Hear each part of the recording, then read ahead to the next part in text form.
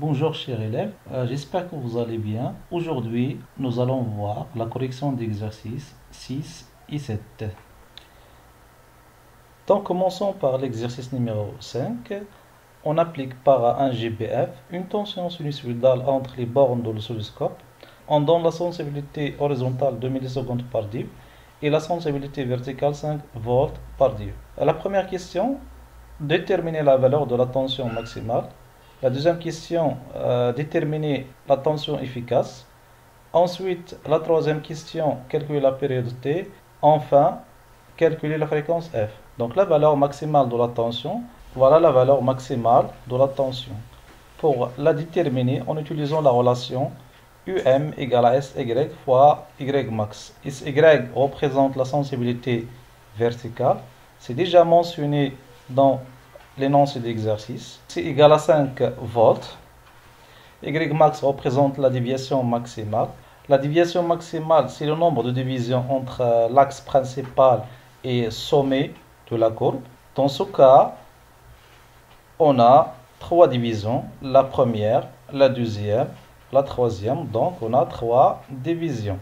Donc, on remplace Y max par 3. Donc, c'est 5 fois 3. Finalement, 15 volts. Passons maintenant vers la tension efficace. Pour calculer cette tension, on a la relation suivante. U efficace égale à la tension maximale sur racine de 2. La valeur de la tension maximale, déjà, on a la calculée auparavant. Donc, on remplace U max par 15 divisé sur racine de 2, donc égal à 10,6 volts. On passe vers la période T. Pour représenter la période T dans la courbe, voilà, c'est la durée entre deux sommets successifs. Voilà. Pour calculer la période, en utilisant la relation T égale à Sx fois Y. Sx, c'est sensibilité horizontale, c'est mentionné dans l'énoncé d'exercice. Donc c'est égal à 2 fois X. X représente le nombre de divisions délimitant la période. Dans ce cas, on a 1, 2, 3 divisions. Donc x égale à 3. Donc c'est 2 fois 3 égale à 6 millisecondes. Passons maintenant vers la fréquence F. On sait que F égale à 1 sur T. Avec T égale à 6 millisecondes. Donc il faut faire attention aux unités. Donc 1 milliseconde c'est 10 à la puissance moins 3 secondes. Donc finalement, F égale à 1 sur 6 fois 10 à la puissance moins 3 égale à 1,67 fois 10 à la puissance 2 Hz. Passons maintenant vers l'exercice numéro 7.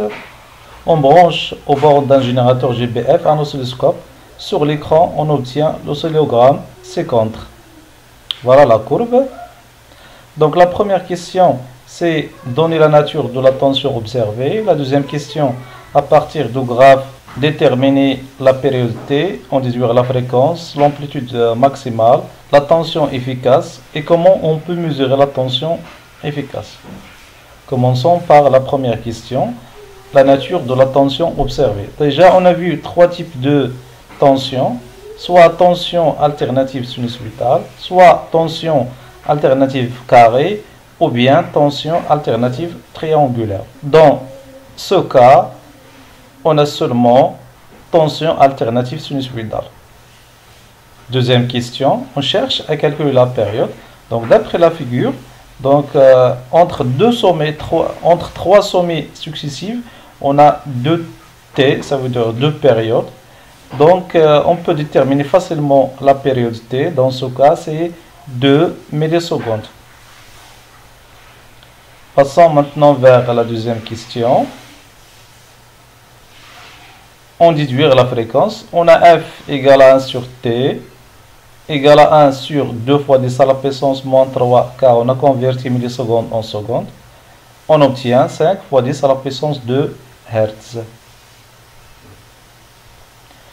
Pour déterminer l'amplitude maximale, donc même méthode que l'exercice numéro 6.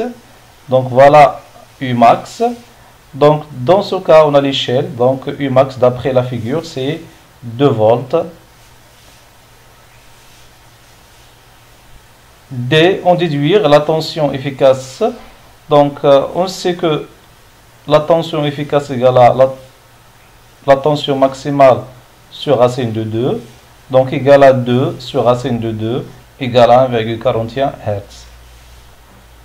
Comment peut-on mesurer la tension efficace? Donc, on a deux méthodes, soit en utilisant un oscilloscope et on utilise la relation U efficace égale à U max sur racine de 2, ou bien on peut utiliser un voltmètre. Donc, on peut mesurer la tension efficace en utilisant directement un voltmètre à aiguille ou bien voltmètre numérique. Si vous avez des questions, n'hésitez pas à les poser dans les commentaires. Merci pour votre attention. On se retrouve très bientôt.